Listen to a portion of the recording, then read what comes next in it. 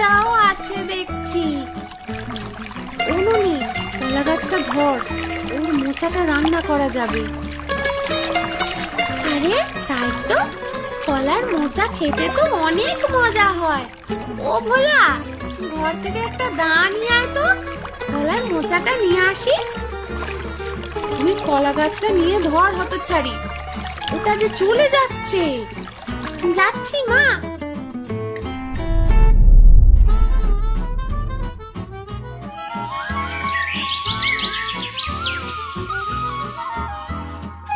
ননিবালা, ও ননিবালা, কোথায় গেলি পোড়ামুখী?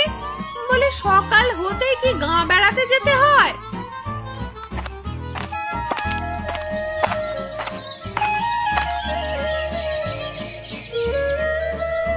আমি যাইনি কোথাও মা, এখানেই আছি। আমি কাজে যাচ্ছি, আজ ফিরতে দেরি হবে। তুই ভাতটা চড়িয়ে দিস। আজ ভোলা কোথায়? ওকে দেখছি না যে। কোথায় আবার? ছিপ নিয়ে নদীতে গেছে হয়তো। আমি কতবার বললাম ওদিকে না যেতে। একটা মাছ ধরতে পারে না, শুধু শুধু বসে থাকা। তুই একবার দেখে আসিস তো মা, ছোট মানুষ, পাছে জলে পড়ে যাবে।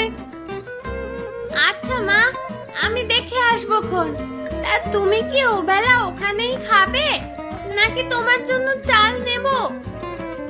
আমি খেয়ে আসবো, তোরা দুই ভাই বোনের জন্য রাঁধবি। আর শিকায় ঝোলানো মাটির হাঁড়িটাতে দই আছে, দুই ভাই বোনে খেয়ে নিস। ঠিক আছে মা, আমি তবে রান্না চড়িয়ে দিচ্ছি। আজ যা গরম পড়েছে, কোথাও বসে একটু শান্তি নেই। এদিকে এবছর বৃষ্টির কোনো দেখাই নেই। বাগানের সবজিগুলো পানির অভাবে মরে যাচ্ছে। ভোলার মা যে প্রতিদিন সকালবেলা একটু পানি দিবে, তাও বলে কয়ে দেওয়াতে হয়। ভোলার মা, ও ভোলার মা, এসো তুমি।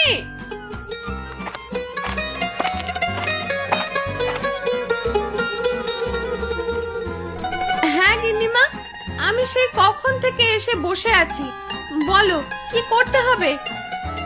কখন এলে তা দেখেছি, কয়টা বাজে দেখে বলো তো।